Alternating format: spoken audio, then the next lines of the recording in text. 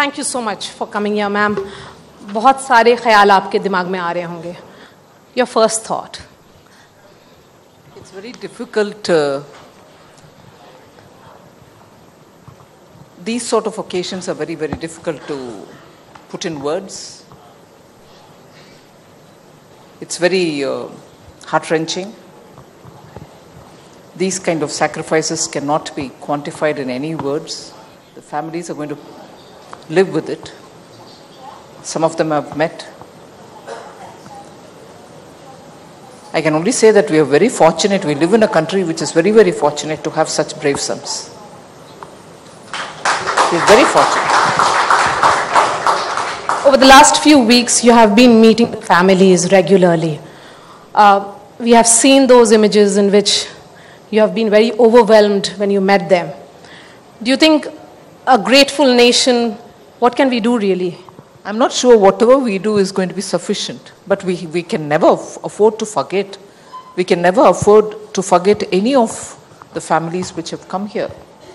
And not just the ministries concerned, Home Ministry or the Defense Ministry, but I think as citizens, each one of us will have to, as many times, remember these families, because they've just stood up to the occasion. Their tears are never going to dry. And it was, after all, for our country. Ma'am, you are India's first woman full-time defense minister. Of course, Indira Gandhi had held an additional charge. How has your experience been as Raksha Mantri?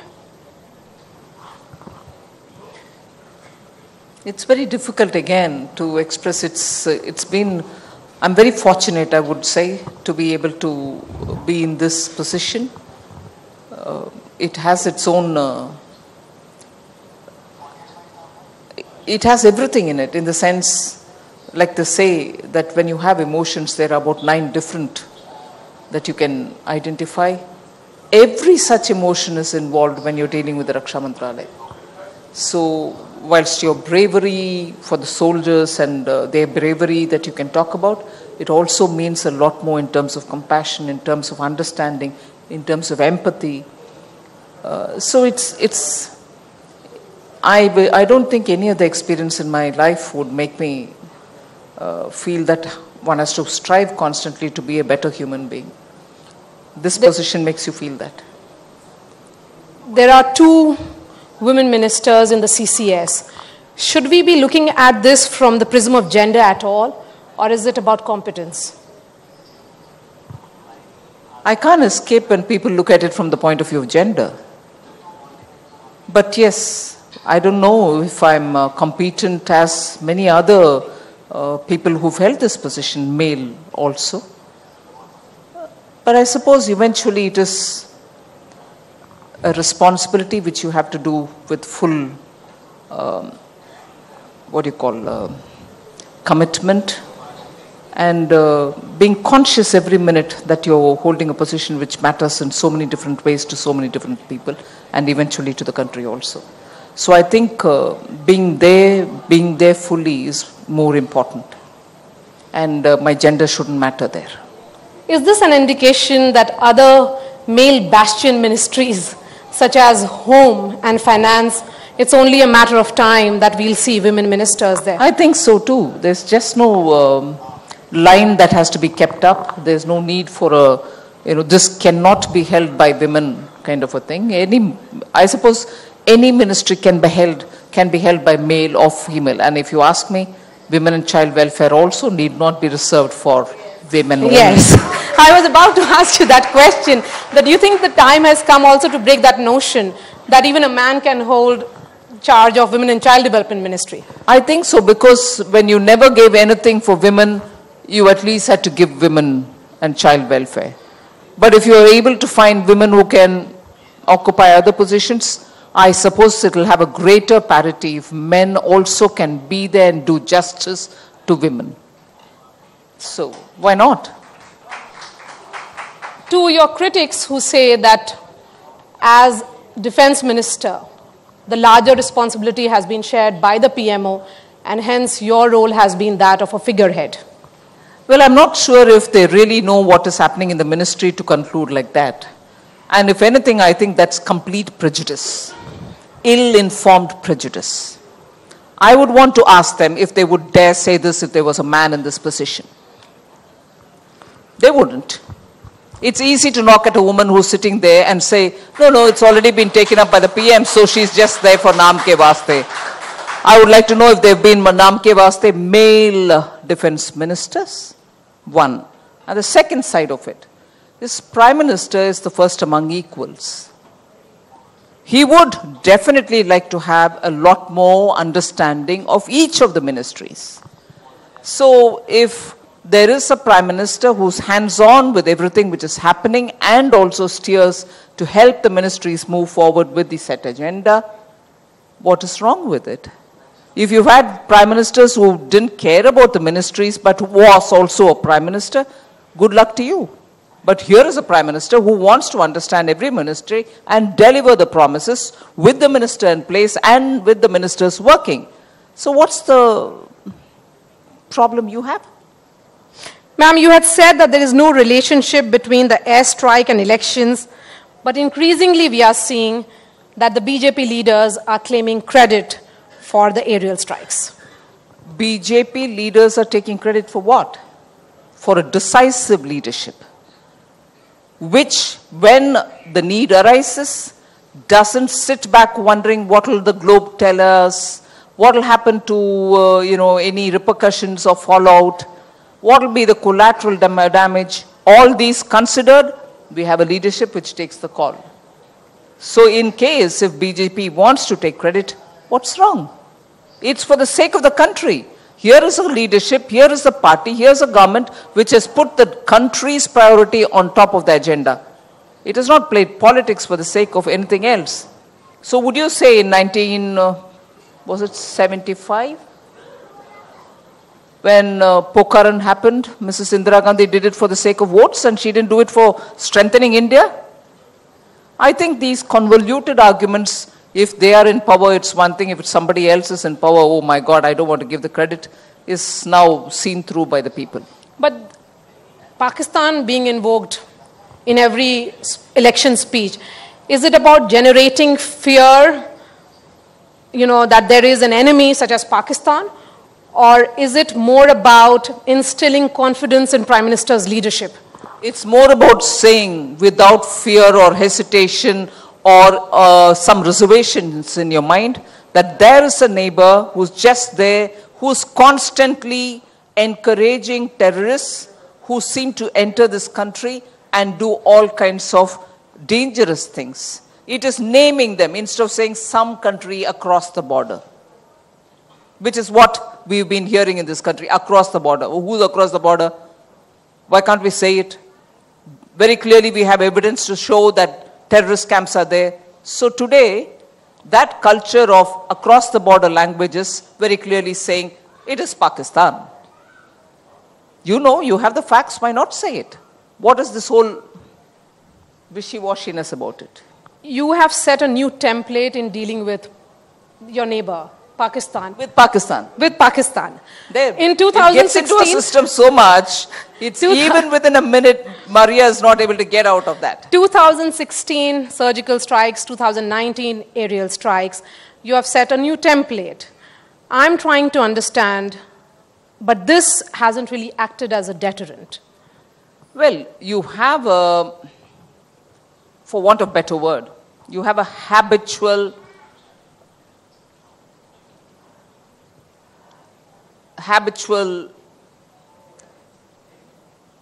someone who breaks the law or international understanding with impunity, a habitual breaker of law, that is Pakistan, repeatedly uses non-state actors to propagate violence, distances itself saying, we've not done it, our men in uniform have not done it. But that has been supported by the men in uniform in Pakistan is now globally known. So, for a country which repeatedly violates international norms of bilateral relationship or border, interstate border related matters, you have a fact before you. So by repeatedly naming them and repeatedly isolating them in international fora, we are only telling Pakistan, sorry, we are not any longer going to sit and watch you fail in your own promise. Every incident has seen Pakistan say, no, we'll take care of it, give us the proof, we'll make sure such things don't happen, but we don't have any camps. You give the proof, you wait, they don't act. Haven't you seen that happening repeatedly? Even this time in Pulwama. The group which has done it sits in Pakistan and claims it. But Pakistan's government says, no, it's not us. So, by repeatedly naming and also isolating them in the international fora, you're only making it obvious. You had said that Bofors brought Congress down, Rafale will bring Modi back. But increasingly in electoral discourse, Rafale is not being discussed. It is about Main Chaukidar. Which is very clearly that Rafale was not a corrupt case at all, which was that Rafale was being whipped up for false propaganda and for fakery, which means Rafale from the beginning they knew was nothing at all which will rise as an allegation. And therefore now with Supreme Court, CAG, Parliament, everybody having answered it, it's died down. Not a natural course. They would have appeared to be absolutely foolish if they kept talking about it. So they've now moved over to talk about Chaukidar. Talking about Main Chaukidar, since you have come from that event that was held of the Prime Minister, that Main Chaukidar, the opposition says that that is what the government has given to the country. That you are trying to talk about nationalism, national security, not as much as important issues such as jobs. You have been a commerce minister yourself, ma'am. Yes, and I think they are partly right. That's what we've given this country, is to make every citizen feel that each one of us are a Chaukidar to the national resources. We shall not allow people to loot national resources. We shall not allow people take taxpayers' money with impunity and sit with it.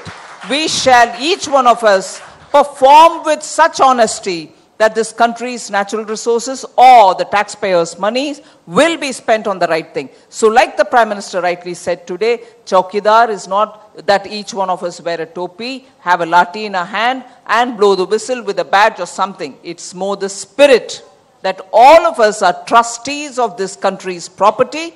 We may as well behave like one. We have to take care of it rather than loot it. That's the spirit which the Prime Minister is pushing ahead in this campaign. And all of us are extremely proud to associate ourselves with it. For the first time in this country, we have given a totally corruption-free government. And therefore, living up to the promise that we've given. We will give a clean administration. So that's what has been given. And that is why it is important. But Rahul Gandhi says that Prime Minister is Chaukidar of rich Indians who fled the country. Rahul Gandhi has also been calling the Prime Minister a chore. And I do not want to miss even one occasion to say two things each time he says this.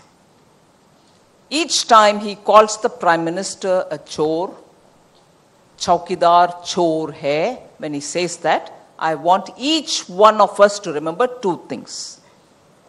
One, he has till today not shown any worthy proof to say what wrongdoing the Prime Minister has done, but goes on calling him Chaukidar chore hai. And who is this? Who himself is out on bail. Out on bail, not on a political matter. You know, sometimes when you protest, political disturbance happens, and therefore the government in power, which is, let us say, assume on a different political platform, arrests you, puts inside for a protest. 144 section is in place. You're not supposed to go and do protest, but you protested. Therefore, you were arrested. That's a different thing. Arrested and given out on bail, that's a totally different thing. Here, and I wish Maria, and I wish many senior colleagues of yours from this very eminent channel, if ever, like the way you have now with me, have a conversation with the Congress president. We Please certainly ask him. Yes. What is it that you're out on bail on? What's the offense? Then you'll know the offense is exploiting and misusing public money to move to whatever the allegation says into his own trust or whatever. In other words, financial misconduct. And he is calling somebody a chore on whom there's not even an FIR. Not today, since the time he's been in public life. Sheer audacity and brazenness. Chaukidar stole the jobs of people. That's what he says. He says Chaukidar gave 30,000 to some particular individual. Please give us proof. Show us something initially. So Kahani, you go on saying, thinking that people will listen to you, is proven completely wrong. And I don't know whoever is advising the Congress president, he's not doing them, they are not doing a favor to Congress president. It's just not done. A responsible party's president, I would have thought, will do a lot more homework before he talks. But the question of jobs, since Yes, you have jobs. been the commerce minister. Absolutely. On jobs, I think there's been a lot of debate, some of which is very important for us to understand. It's not just today. This country never collected data on anything other than formal jobs, organized sector jobs. And that itself is a limitation. Not more than 12 to 15%. I'm not sure whether it is 12 or 15%, but not more than 20% of the entire country is in formal sector. What happens to the rest 80%? We don't even have any data. In the 80%, if you've increased the numbers by providing them with a lot of finance, credit without security being taken like the mudra roll, how do you account for that? How do you take that on board? If sectoral growth is also monitored, you'll know a lot of people now don't go in for jobs, but they take up entrepreneurship. In that, if we count it, I'm not sure if we are constantly right But when Nirmala we ji, say jobs have come down. But Nirmala ji, if the government is sure that there have been alternate avenues created, then shouldn't that data come out in the public domain to counter this? You're right. Isn't that what is coming out when you say the total number of people who have taken mudra loan? How much have they taken? And even if they don't employ anybody, they themselves are working. But for the amounts that they take and to run their own business, they will have at least 1 or 2 people more employed under them. Are these not jobs? What about Nyay?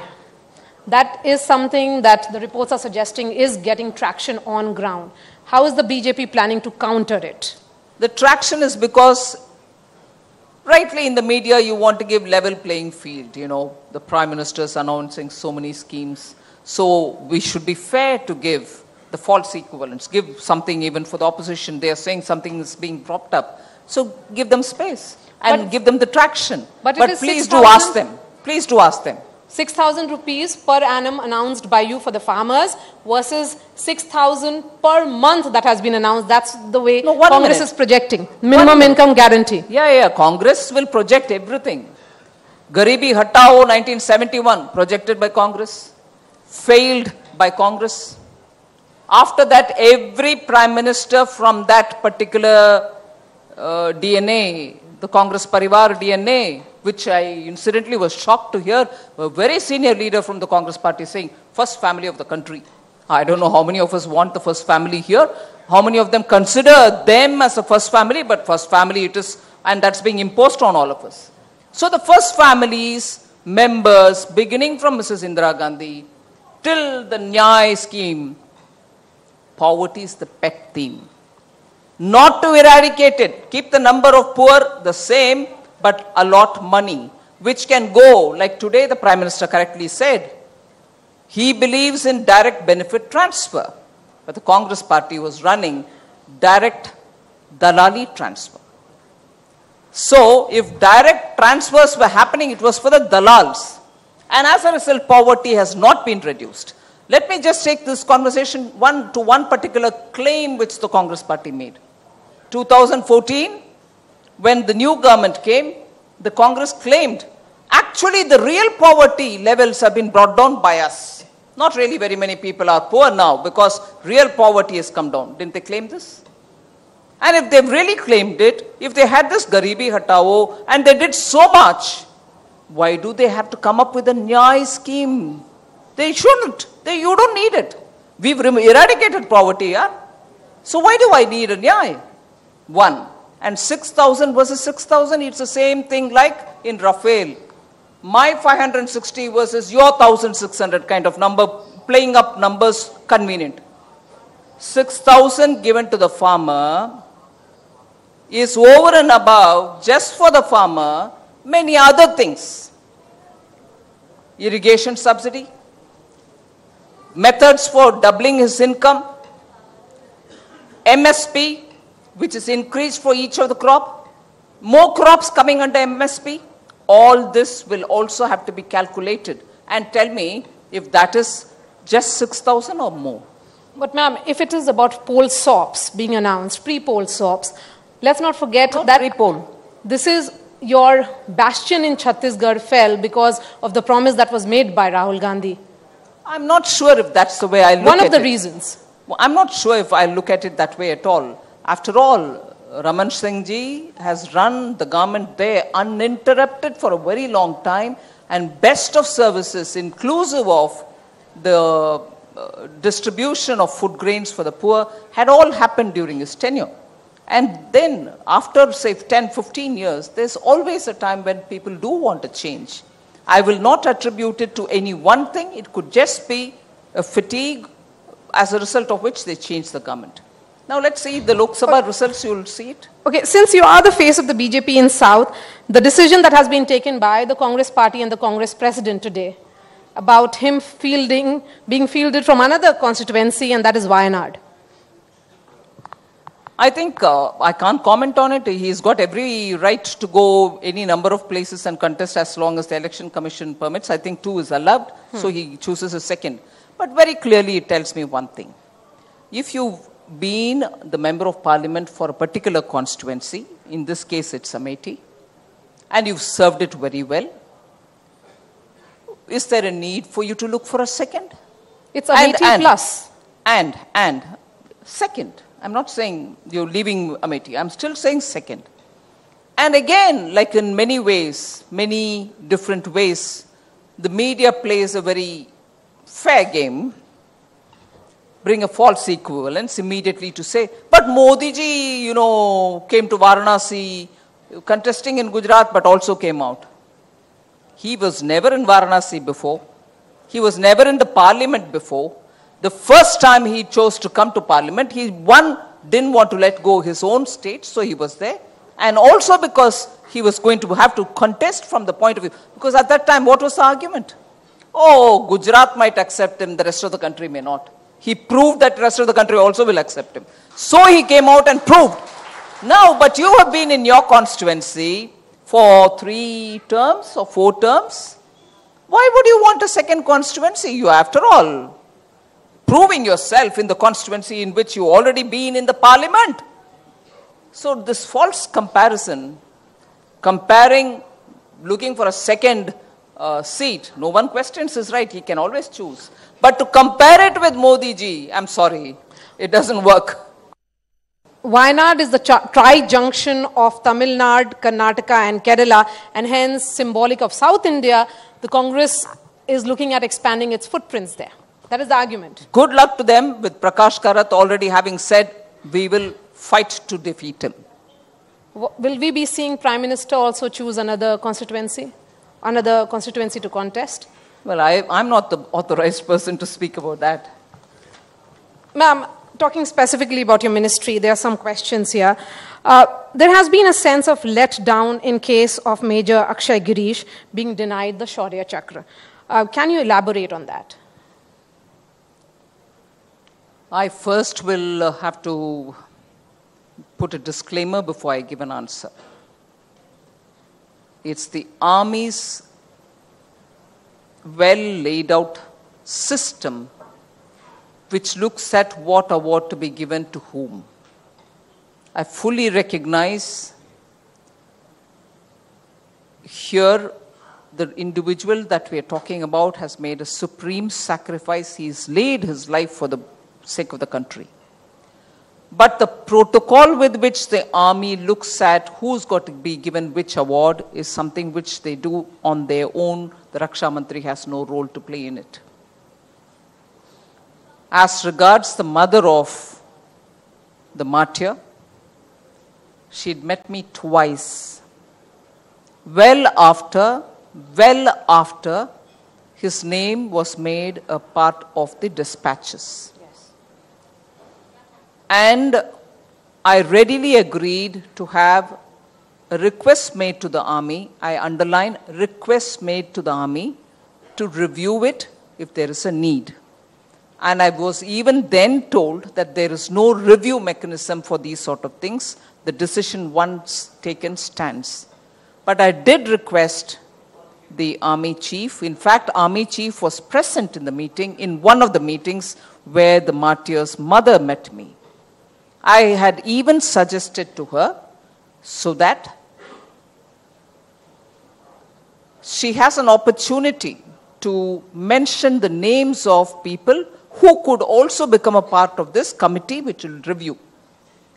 She very graciously agreed and gave the names of people who she wanted in the committee. The committee included them. The committee once again reviewed the situation and requested the mother of the martyr to, if she chooses to appear before the committee so that she can put across her facts. All these processes have been fully followed, complied with, and the army's committee, which included the names that she had suggested, have gone through the whole process and finalized their report, which, because of army's rules, is never copied, the report is never circulated, but the report is shown to the martyr's mother by some officer taking it and showing it to her. A formal letter has also been given. Ma'am, in the context of non-functional upgrade, the fact is that it is given to Group A officers, including IPS, IAS, IFS, more than 50 other groups. But why is it being termed bad as far as armed forces are concerned when the civilian bureaucracy, it's all right? I'm just trying to say, is the government tilting towards the view of the bureaucrats more than the armed forces? I don't think at all. At least as long as I'm monitoring it, I can tell you. And the matter is in the court. It's a very, very sensitive matter. The immediate comparison with bureaucrats are getting it, we are not getting it, I really don't want to get into this. And let me take this opportunity to say that the advocate who appeared on behalf of the government was probably misunderstood because he read some things out of one of the reports which had been given to him. And that has been taken as, oh my God, he's read things saying these people are living in bungalows, so they shouldn't be given NFU and things like that. I think all of us will have to hold a bit of our balance. I would only want to request everyone in this matter to wait for the court to take a call. The government is not averse to giving this, but we'll have to look at the details of how, armed forces are fully in consultation with us. It's not as if the Ministry of Defense is dealing with this only with the bureaucrats' inputs and not with the armed forces' inputs. Ma'am, there are different versions emerging on the issue of Mi-17 crash on 27th of February in Budgam. One version is that it is a case of friendly fire. What is the MOD's opinion? I don't think I'll want to give an opinion, even if I have one in public here. These are things which the armed forces themselves will disclose at some time. Ma'am, you are concentrating largely on South India. There is an alliance that has been forged in Tamil Nadu. But don't you think that it weighs heavily against the rainbow coalition that you have worked out? Maria, but what gives you the feeling that I'm concentrating on the south? I was in Gurgaon this morning. I went over to Karnataka. Then I also went over to, parts of Rajasthan. I keep moving everywhere. I don't particularly concentrate talking about Tamil Nadu in particular, the rainbow coalition. I'm not even. I'm concentrating on Delhi. I am the Prabari for Delhi for the Lok Sabha election. Will we be seeing you contest these elections? No. That's very clear. Last question to you, and this is a question that we ask politicians because what's your assessment for 23rd? Well, didn't you quote me by saying, you said when you talked about Rafael, that Bofors brought them down, Rafael will bring them back, bring us back. Rafael will bring us back. Rafael, together with many other things that has been done in the last 5 years, will bring us back. Modi will become Prime Minister again in 2019. Nirmala, Sitharaman, thank you so much for your time here. Thank you.